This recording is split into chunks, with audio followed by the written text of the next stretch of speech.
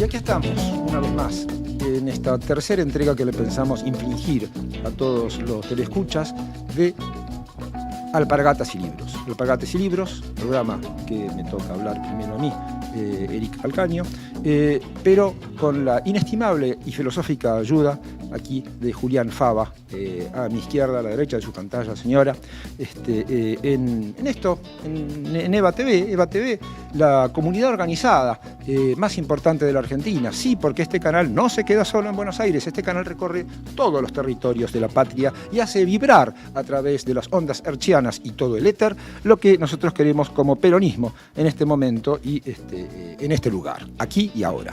Peronismo no es para después, no es sea peronista ahora y disfrute después. No, el peronismo tiene que ser un disfrute. Usted tiene que levantarse, mirarse al espejo y decir, ¡oh! Peronista y con estas mechas. No importa. Lo importante, sí, es que nos sigan en las redes sociales. En Instagram, en Twitter, en Facebook, en TikTok y sobre todo en @1125 kilos, creo que son, @Eva en vivo. @Eva en vivo. Márquelo en su post-it más cercano. Muy bien. En este tercer programa que pensamos perpetrar junto con el filósofo Fava, vamos a hablar de un tema importante al corazón del peronismo, casi al núcleo del peronismo, a un núcleo atómico del peronismo. Así es, querido Eric. Estamos ya en este tercer programa, como usted decía, y pensaba que es el programa del devenir, porque hay un filósofo, Jorge Guillermo Federico Hegel, que en su ciencia de la lógica comienza con el ser, con la nada, y el tercer momento es el devenir, que estaba desde siempre. El 3 es un número bíblico, además. El 3 es un número que tiene muchas implicancias. Así que este programa, además de tener muchas implicancias, seguramente va a plantearse desde... Sí, por favor. No, el asunto. Jorge Federico Hegel, sí. Un muchacho de Jena, ¿no? De por ahí de Alemania. Estamos a fines del siglo XVIII, comienzos del siglo XIX. Pero no había átomos en esa época. En esa época no había átomos. Sí, había átomos, pero no lo podíamos ver. No lo podíamos ver, desde luego. Átomos hubo siempre, desde luego. Pero todavía no había llegado la capacidad humana para describir esas leyes de la naturaleza, ¿no? Y eso entonces está el ser. Está la nada. La nada. Y está el devenir. Y está el devenir. Que el devenir está desde siempre. Porque efectivamente están en movimiento las cuestiones que tienen que ver con devenir, exactamente. Claro. Y además están en movimiento las cuestiones cuando uno se pregunta qué es el ser, que hace el ser sea la nada. Cuando uno se pregunta qué es la nada, algo es la nada. Entonces eso me lleva al ser, es decir, que estamos en movimiento. Bien, el peronismo es un movimiento. Entonces, por eso les digo. Y se habla de la tercera posición cuando se habla del peronismo. Justa, libre y soberana además. Es decir, también el 3 es una cifra importante para nosotros. Aunque yo pienso que en lo futbolístico siempre es mejor defender con 4. Vamos, nada de juego bonito. El asunto es esta referencia a Hegel. ¿Por qué Hegel y lo que nos convoca hoy precisamente, que es el tema del átomo peronista? Porque hay un espíritu de época, ¿no? Hay una suerte de... Zeitgeist. Así le dicen, Zeitgeist, ¿no? Hay un espíritu de época y el peronismo no solo no se sustrajo al espíritu de su época, digo el peronismo clásico, estamos hablando de la década del 40, la década del 50 del siglo pasado, ¿no? Pero uno podría decir en cada regreso, en cada vuelta del peronismo, con los grandes principios del peronismo, no solo no se sustrae al espíritu de época, sino que de algún modo va prefigurando las formas de habitar el mundo que tienen que ver con utopías que el peronismo realiza. Bien, entonces de algún modo lo que hacemos los peronistas es en ese devenir, para poder ser algo y no caer en la nada, vamos previendo esa utopía. ¿Se podría decir que es una manera de planificación también? Porque el peronismo planifica. Desde luego, es una forma de planificación, de allí el plan quinquenal, los planes quinquenales, sí. De allí colocar. La vez pasada hablábamos y señalábamos cómo el peronismo coloca, el capital al servicio del hombre, ¿no? ¿Y acá cómo sería el átomo al servicio del hombre? Y acá sería la ciencia, los desarrollos científico-tecnológicos, no al principio de fuerzas que uno quizás no ve o no percibe o a uno lo trascienden y no llega a comprender, sino los desarrollos científico-tecnológicos, las tecnologías más de punta, más modernas, al servicio de los seres humanos. Es decir, vivimos hoy una época en la que la inteligencia artificial, los algoritmos, pareciera ser que vivimos hoy quizás una época en la que casi todo es una suerte de esoterismo permanente, ¿no? Esoterismo es decir, astronomía, astrología, perdón. Astrología. Horóscopo, no coma mariscos. No coma mariscos y cuestiones que uno no sabe bien cómo funcionan, no sabe bien cómo están allí. Pareciera ser que son fuerzas que uno no puede doblegar jamás. Bueno, no contra las redes sociales, etcétera. ¿Qué hacemos? Nos preguntamos, ¿no? Estamos volviendo entonces a lo que podía ser la época prehistórica, en lo cual nuestros primeros ancestros se maravillaban frente a la magia del rayo, le temían a la lluvia, huían del granizo. Es decir, la tecnología se ha naturalizado, es decir, naturalizado en el momento en que la naturaleza era fuerte y poderosa. Y un poco también la historia de la técnica y de la tecnología es el hombre empieza, el hombre y la mujer también, y los chicos y toda la familia, utilizan la tecnología para tratar de sobrevivir a la naturaleza. Desde luego. Y después pelear contra la naturaleza, dominarla, sacarle la riqueza a la naturaleza. Desde y ahora hasta podemos destruir la naturaleza. La venimos destruyendo desde hace un par de siglos. Pero hoy creo que efectivamente en esa naturalización, que vos muy bien señalás, Eric, en esa naturalización, hoy estamos casi presas, somos presas de una tecnología que no llegamos a comprender, de unos avances científico-tecnológicos, donde pareciera ser que formas de organización comunitaria, que formas de organización y formas clásicas de entender las relaciones humanas desde lo afectivo hasta lo político, que tiene mucho que ver con lo afectivo, pareciera ser que están todas atrapadas por esos dispositivos tecnológicos y allí casi que no tenemos nada que hacer. Y nos preguntamos, hoy, ¿cómo venceremos a las redes sociales? ¿Cómo venceremos al algoritmo? ¿Cómo venceremos esas cosas? Bueno, esto, en diferentes momentos de la historia, fue así.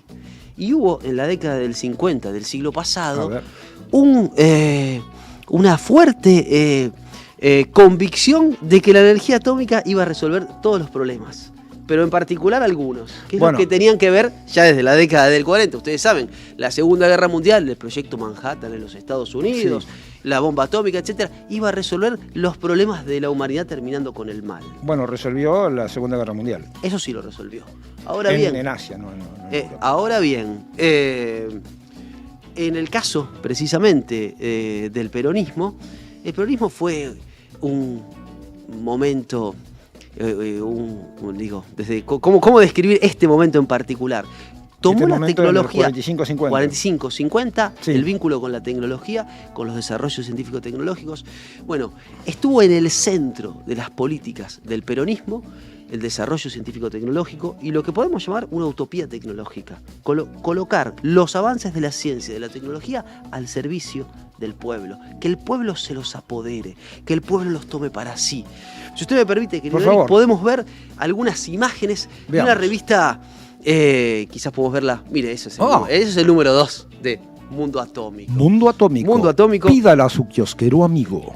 Es fantástico, ¿no? Mundo Atómico. Pero esta es la misma editorial, es la que hacía Mundo Peronista también. Así es, la misma editorial que hacía Mundo Peronista. Sí. ¿No? Y Mundo Atómico fue una revista editada entre 1950 y 1955, cuyo objetivo era la divulgación de conocimientos y novedades nacionales e internacionales sobre la ciencia, la tecnología, la cultura. Pero ese es de una modernidad, no sé, ¿podemos pasar de nuevo al hombrecito ese? Sí, al hombre nuclear. Al hombre nuclear, bueno, el hombre nuclear, ese parecido acá, nos decía nuestro productor, que parecido a un personaje de los Simpsons. Sí. Con lo cual, si los Simpsons predijeron todo, Perón ya había predicho los Simpsons. Exacto. Entonces me parece que eso es importante en tu cara, Hegel. Y a partir de ahí vemos cómo se eleva la figura de este hombre atómico. Así es. Como casi me recuerda la famosa estatua que quería hacer Perón, la del descamisado. El descamisado gigante. Y es un poco el descamisado gigante, es un ¿no? descamisado gigante. Y el hombre, atómico, además. Y atómico. El hombre aquí, peronista. el ser humano, es bastante musculoso. Este tipo podría laburar podría laburar de stripper, por caso, ¿no? Digamos, tiene el mundo tiene no me venga con sus fantasías. No, bueno, disculpe, es que dormí mal y tengo un virus estomacal y entonces estoy ahí. Pero fíjense, ¿no? Hay una explosión, puede ser una explosión de una gran industria, puede ser una explosión quizás atómica, ¿no? O no, pero bueno. Y el hombre está así, erigiéndose, levantándose delante de las explosiones de la tecnología. producidas por la Bien. tecnología. Antes que la tecnología está el hombre. O en todo caso, el hombre, si ustedes lo ven con atención y se detienen en la imagen, quizás está surgiendo y colocándose delante de la tecnología, ¿no? Y esto es muy interesante porque decía el general Perón en uno de los editoriales, que al igual que Mundo Peronista, cada número de Mundo Atómico comenzaba con un editorial del general Perón. Dice Yo no sé cómo es ese tipo para gobernar con todo lo que escribía, mire. Es impresionante. bueno, leemos allí en uno de los editoriales que se llama Ciencia y Técnica del Pueblo. Leemos: queremos que la ciencia y la cultura sean del pueblo, esgrimidos por las manos del pueblo. La ciencia y la cultura, los desarrollos científico-tecnológicos, pero también el goce cultural, el acceso a la gran cultura, el acceso al Teatro Colón, el acceso a el cine, el acceso al teatro. Pensemos que también en esa época, en Sucesos Argentinos, ese Sí. breve informe periodístico que aparecía entre película y película o antes de una película del cine, la época de oro del cine nacional. También es la época en la cual aparece la televisión. Así ¿Qué, es. qué cosa más notable que la televisión, el gran avance científico, tenía que estar al servicio del pueblo? Desde luego. Tenía que estar al servicio del pueblo. Pueden encontrar estas imágenes, las de Mundo Atómico, Eso. en todas las revistas, ¿no? En el archivo histórico de revistas argentinas, AIRA. Aira, con H en el medio. Con ¿no? H en el medio. Si lo googlean, AIRA, allí encuentran, aquí vemos otra portada. Ah, pero eso es Matrix, eso es la Matrix. Absolutamente, es la Matrix. Neo, compañero. Desde luego, ¿Eh? En ese número de Mundo Atómico, que si la memoria no me falla es el 11, ¿no? Efectivamente eso dice ahí los textos entre paréntesis. Sí. La revista tenía 100 páginas, ilustraciones a color, discusiones y divulgación de la ciencia, de los avances científico-tecnológicos, y hay capítulos en los que dice la ciencia y la tecnología al servicio del agro, la ciencia y la tecnología al servicio del desarrollo de las industrias, la ciencia y la tecnología al servicio de mejorar las rutas aéreas. Aparecían propagandas comerciales de aerolíneas argentinas, no sé si les suena, ¿no? Sí. Aerolíneas argentinas, lleguemos, Río, nunca estuvo tan cerca, en 4 horas y media estamos en Río de Janeiro. El Río de Janeiro de los peces de colores. Claro, 1950, y la aerolínea de bandera, ¿no? Y los Es desarrollos. una proyección de la soberanía también. Desde luego, la ciencia y la tecnología al servicio de la soberanía. Allí también, ¿no? Y vi una etapa también de Mundo Atómico que era precisamente como una especie de brebaje o de preparación y la foto de una mujer con un problema de tiroides o un problema, entonces, eso vamos a poder curar también Desde luego. gracias al átomo. Desde luego. Y gracias a eso, hoy la Argentina puede exportar centrales nucleares que fabrican isótopos y ganarle a los países llamados desarrollados, en Australia, en Egipto y en un montón de otros lugares. Toda esa historia comenzó con el peronismo. Así es. Toda esa historia comenzó con el peronismo. Diego Hurtado y Adriana Feld sostienen justamente que Mundo Atómico fue un instrumento de disputa por el lugar político, cultural y económico para la ciencia y la técnica.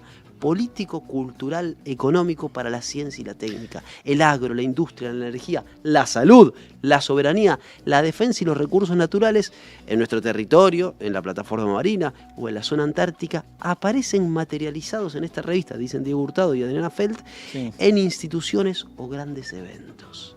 Realmente es impresionante. Entonces, de algún modo se sale de la tecnología importada, que siempre es una tecnología que los países centrales o los centros mandan hacia las periferias, la tecnología obsoleta, Así es. y de ese modo nosotros empezamos a producir una tecnología desde el Estado y desde las universidades. Por lo tanto, hay una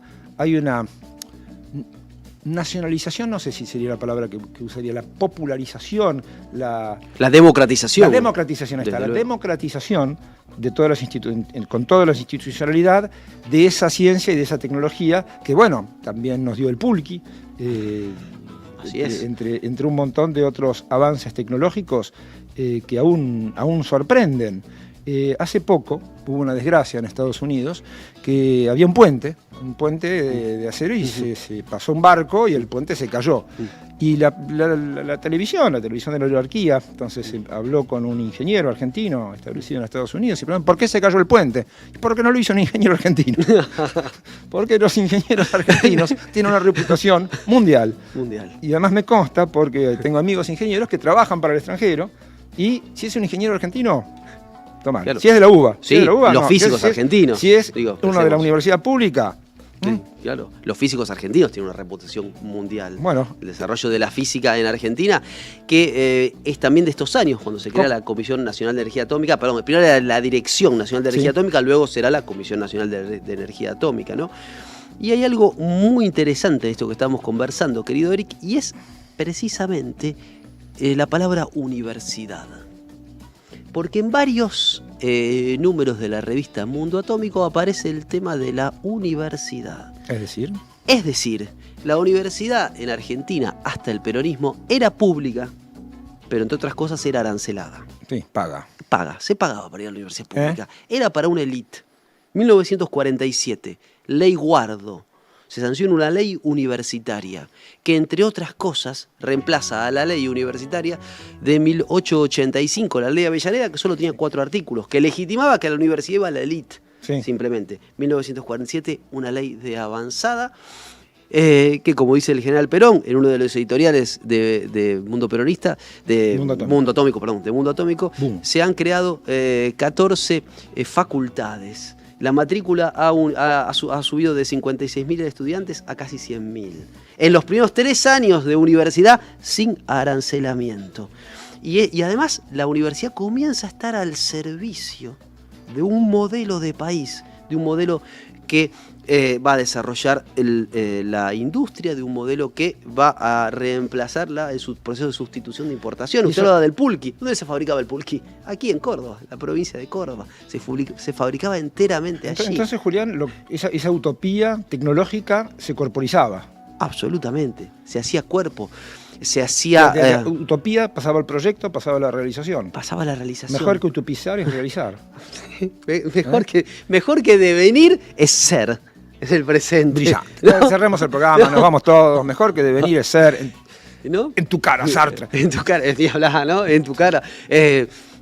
Y que hay que señalar, ¿no? Como señalan Alejandra Roca y Gina Del Piero en la presentación de la revista Mundo Atómico, aquí en el Sí. Archivo Histórico de Revistas Argentinas, hay algo interesantísimo que tiene que ver con la creación en esos años de la Universidad Obrera. La violencia, el negacionismo, el poder nihilizador de los gorilas después del 55 le cambiará el nombre y será Universidad Tecnológica Nacional. Sí. A todos les suena UTN. Yo digo UTN, sí, tengo un Todos primo que sabemos. estudia en la UTN. Ah, mi primo estudia también tengo ingeniería un primo. química. Ah, sí, la de donde van los ingenieros. Sí, donde salen los ingenieros. Bueno, Universidad Obrera Nacional, UON. Allí efectivamente funcionaba el turno vespertino. ¿Por qué? Porque antes el trabajador estaba en una fábrica. El desarrollo científico-tecnológico hacía que se tuviera que complejizar la producción. Entonces necesitábamos técnicos, necesitábamos ingenieros. Y efectivamente era una universidad pensada para un modelo de país industrializado, para un modelo de país con armonía entre capital, el trabajo y ahora ¿qué? El desarrollo científico-tecnológico, con universidades también al servicio del pueblo. Es muy importante la ciencia, la tecnología, para que solo quede en manos de científicos y de tecnócratas. Bueno, ¿no? la tecnología. Por eso le pertenece al pueblo, ¿no? La tecnología es un asunto demasiado serio para dejárselo a los tecnócratas. Pero también creo que yo quisiera recalcar con esto de Mundo Atómico y el desarrollo industrial que hace nacer al peronismo, pero el peronismo también le da otro ritmo, otro vigor, otra energía a lo que va a ser ese desarrollo. Vos hablabas de la sustitución de importaciones, más o menos básico, no hacíamos ni clavos. Las bombachas del gaucho estaban hechas en Manchester, eran los rezagos de la guerra del principio de la guerra de Crimea. Entonces, empezar a construir, a que surgieran en los suburbios unas cosas extrañas llamadas fábricas, con seres extrañísimos llamados obreros o empresarios nacionales. La ciencia y tecnología es fundamental porque eso es lo que permite incorporar progreso técnico en los procesos de producción y por eso mismo mejorar la productividad. Y al mejorar la productividad, mejorar los salarios. Entonces, es absolutamente fundamental. La cuestión, ahí tenemos otra imagen. La mano del ser humano, el brazo, haciendo girar. Haciendo, bueno. Rueda, ¿no? Pensemos exactamente, pensemos en la imagen de Carlitos Chaplin en tiempos modernos, es exactamente lo contrario. Es la máquina la que se come al hombre, y acá Totalmente. es la mano del ser humano que maneja, que conduce el desarrollo. Pero la incorporación y la propagación del progreso técnico es fundamental. No hablemos de Bolivia ahora, porque ha pasado Evo y están nuestros amigos, pero pensemos hace 20 o 30 años. Si uno iba a Bolivia, al aeropuerto de La Paz, donde los aviones estacionan, no aterrizan, está a 4.200 metros, es terrible, la pelota no dobla, eso es cierto, la pelota no dobla. Entonces, pongamos que fuimos ahí en un viaje para hacer un estudio muy bien pago para algún organismo internacional, ¿no? Entonces vamos a un hotel, 5 estrellas, cosa importante, y lo que vamos a ver en ese hotel son bienes y servicios producidos con una productividad parecida a los países desarrollados y salarios parecidos a los países desarrollados. Ahora, si vamos a dar una vuelta por La Paz, que es una ciudad absolutamente maravillosa, vamos a llegar, por ejemplo, a la plaza donde está el Palacio del Quemado, y ahí hace 20 o 30 años había bienes y servicios que se compraban y se vendían con productividad del siglo XIX, con lo cual había bienes y salarios del siglo XIX. Seguimos un poco más y llegamos hasta la catedral. Llegamos a la iglesia. La plaza de la iglesia es maravillosa, es sensacional, una maestría colonial, una cosa hermosa. Y ahí, ¿qué tenemos? Bienes y servicios de la época colonial con salarios de la colonia. Pero si vamos atrás de la catedral nos vamos a encontrar ni más ni menos, queridos telescuchas, con la calle de las Brujas. Y la calle de las Brujas es una calle donde están las brujas con sus cosas para vender, con sus fetos de llama, con sus elixires, con todo para el talismán, ¿no? Entonces están las brujas que bien podrían ser empresarias, ¿no? en ese momento, y ahí tenemos bienes y servicios del medioevo con salarios del medioevo. Detalle, en la calle de las Brujas hay, en ese momento, cuando fui yo en 1983, imagínense, había como un local medio extraño, ¿no? Como un aula, y un aula llena de mesas. Y sobre esas mesas había máquinas de coser. Y en la puerta había un cartelito que decía Sala Eva Perón, porque todas esas máquinas de coser las había mandado la Fundación Tiempo A. Entonces, es ahí donde la modernidad peronista irrumpe para establecer esa heterogeneidad estructural, que es el mal de nuestra América, que tenemos gente que vive como si viviera en los países centrales, con productividad de los países centrales y salarios de los países centrales, y gente que trabaja con una productividad casi nula, como pueden ser los cartoneros, o pueden ser los Rappi, o lo que sea, los distribuidores.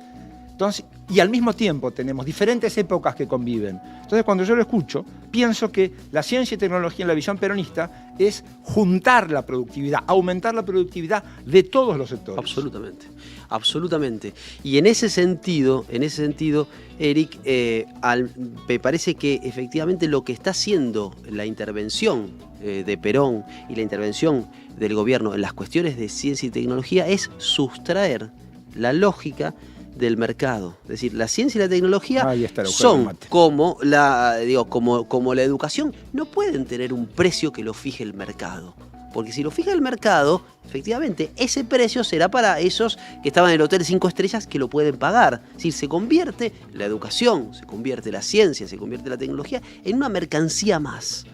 O simplemente en una mercancía. Y una mercancía es eso cuyo precio lo pone el mercado. Ahora bien, cuando hablamos de derecho, porque, ¿qué decía Perón en uno y otro de los editoriales de Mundo Atómico? El derecho a la ciencia, la cultura, la tecnología, el derecho a... Cuando hablamos de derecho, hablamos de algo universal, de algo profundamente humano, algo cuyo precio jamás lo puede poner el mercado.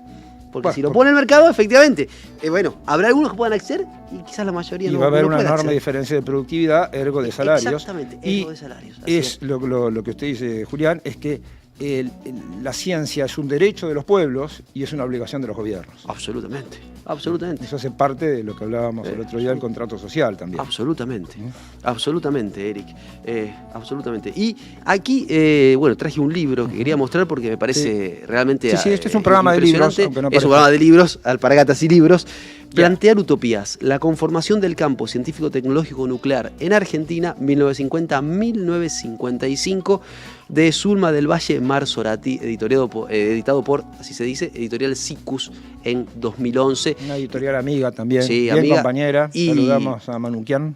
Y la edición es bellísima, ¿no? Acá van a encontrar también algunas ilustraciones de mundo peronista. En su momento, esto con los avances de la tecnología, venía con un CD, quizás jóvenes no sepan ya que es un CD, ¿no? Porque tienen toda la música en Spotify, pero en una época hubo CDs y venía con un CD con también todas las tapas del mundo peronista. Plantear utopías. Así es. La conformación del campo científico, tecnológico, nuclear en Argentina. Pero no se decía justamente que nosotros teníamos desarrollo nuclear porque habían venido sabios alemanes, nazis, horribles, etcétera.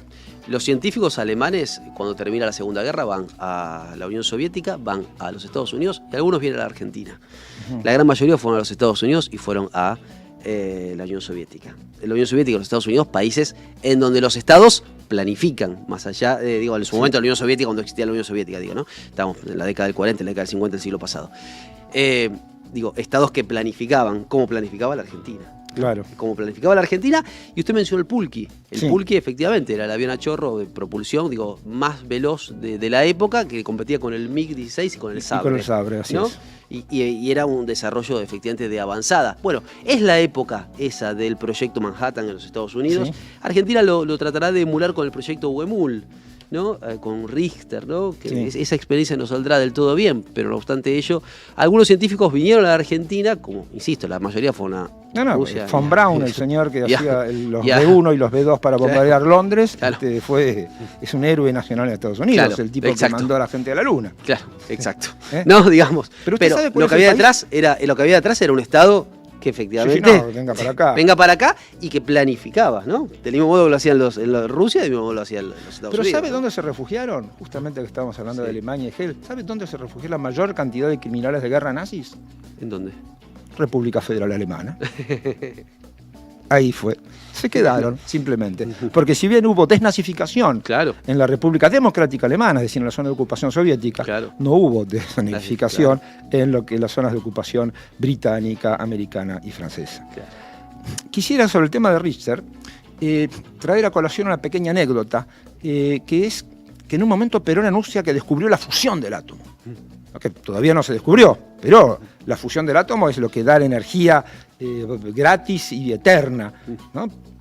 Y muchos diarios del mundo se alarman. ¿Cómo la Argentina descubrió la fusión del átomo? Y yo creo que el proyecto Huemul, más allá de los alcances o de los límites, también tenía una función política, la de permitirle a Perón decir, hey, tengo la fusión del átomo, así que, ¿saben qué? Cuídense conmigo. Exacto, desde luego.